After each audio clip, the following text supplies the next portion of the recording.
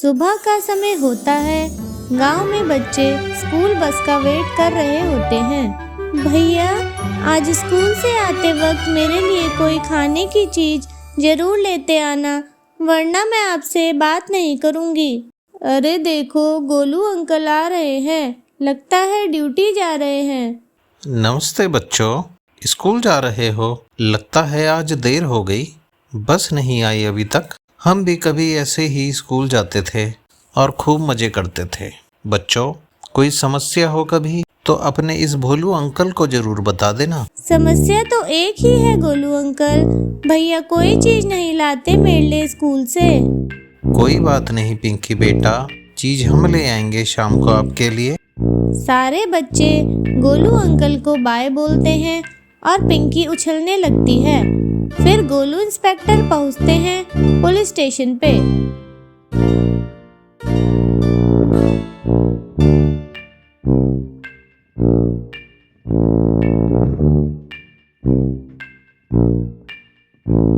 शाम के समय जब गोलू इंस्पेक्टर अपनी ड्यूटी करके घर जा रहे होते हैं तो वो देखते हैं राहुल अकेला बैठा होता है और परेशान लग रहा होता है।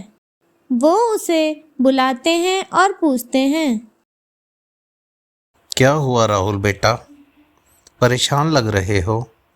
सुबह तो खुश थे तुम, और पिंकी कहाँ है? गोलू अंकल, पिंकी तो घर में ही है। मुझे एक हेल्प चाहिए थी आपसे। सेठ घनश्याम के घर में मेरे पिता काम करते थे। मेरे पिता बहुत समय तक बीमार थे और फिर उनकी डेथ हो गई। आखिरी समय में वो कहते थे, सेठ जी पैसा देंगे, संभाल के रखना। जब वो बीमार थे तब एक बार सेठ जी मिलने भी आए थे और उन्होंने पिताजी के सामने मुझे बोला भी था कि अगले महीने आके सारे पैसे ले जाना। पर उससे पहले पिताजी का देहांत हो गया। मैं बाद में मिलने गया था, पर उन्होंने बोला कि तुम्हारे पिता का कोई पैसा नहीं है मेरे पास। पैसा था कितना तुम्हारे पिता का? कुछ भी नहीं पता गोलू अंकल। पिताजी बहुत मेहनती थे, ज़्यादा पढ़े लिखे नहीं थे और सीधे साधे आदमी थे। पिताजी को ज़्यादा हिसाब किताब करना नहीं आता था।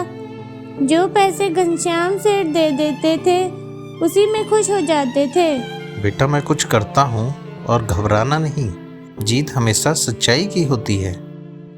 अरे रामू, तू सुबह से काम कर रहा है, पूरे दिन की दिहाड़ी बनाएगा क्या? थोड़े से काम के लिए पूरा दिन लगा देगा तू? काम चोरी की भी हद होती है। अरे मालिक, मैंने तो पहले ही बोला था, 2 आदमियों का काम है, वो भी पूरे दिन का। जितनी तू जबान चला रहा है ना रामू, उतना अगर हाथ चलाता तो कब का सारा काम हो जाता। लगता है तेरे पैसे काटने पड़ेंगे। मालिक, पैसे मत काटना, मैं करता हूँ जितना हो सके। चल जल्दी जल्दी हाथ चला और रुक मत, तब तुम लोग सब काम चोर हो। मालिक, भोलू इंस्पेक्टर आए हैं, आपसे मिलना चाहते हैं। घर में बैठा के आया हूँ। अबे इंस्पेक्टर क्यों आ गया? मालिक, बताया तो कुछ नहीं, आपसे ही बात करने को बोल रहे हैं। ऐसा क्या काम हो सकता है, चलो देखते हैं। और हाँ, तो इस कामचोर पर नज़र रखना, एक बार भी रुके तो आज का पैसा काट के देना और अभी इसका पुराना पैसा भी रोक के रखना।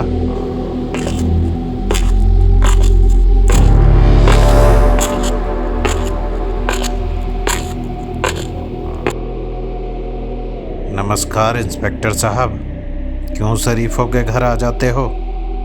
लोग क्या सोचेंगे? आपसे कुछ काम था सेठ जी, कुछ जानकारी चाहिए थी। जानकारी फ़ोन से भी मांग सकते थे या फिर हमें ही थाने बुला लेते।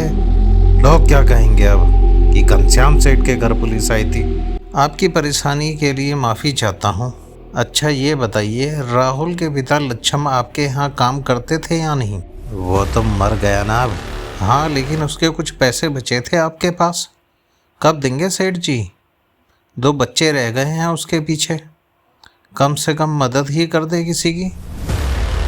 मैं किसी बच्चे के पैसे नहीं दूंगा। और कौन लच्छम, मैं किसी को नहीं जानता। कानून सबके लिए बराबर होता है सेठ जी, आप मेरा कुछ नहीं बिगाड़ सकते। ठीक है, जरूरत पड़ी तो पुलिस स्टेशन आना पड़ेगा आपको। नमस्ते साहब। नमस्ते रामू, नमस्ते। यहाँ क्या कर रहे हो? साहब, घनश्याम सेठ के घर में ही तो काम करता हूँ।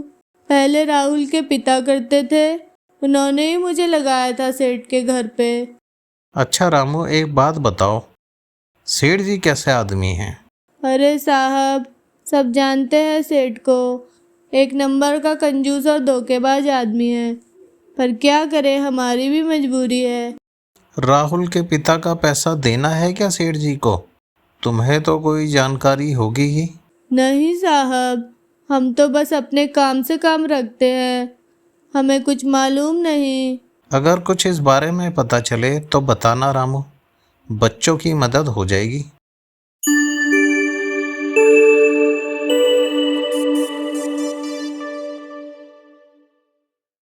अरे पिंकी, रुक जा, क्यों भाग रही है? गिर जाएगी, हमेशा इधर से उधर कूदती रहती है, एक जगह बैठा कर। अरे भैया, आपको पता है गांव में सब कितने अच्छे हैं, सबने हमारे लिए पैसे इकट्ठा करे हैं और गोलू अंकल वो पैसे लेकर खुद आए हैं।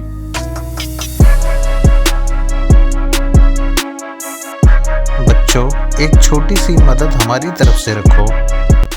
गोलू अंकल, इसकी क्या जरूरत थी? मुझे तो बस पिताजी के मेहनत के पैसे चाहिए थे। ले लो ना भैया, आपको क्या पता कितनी देर लगी अंकल लोगों को ये पैसे इकट्ठा करने में।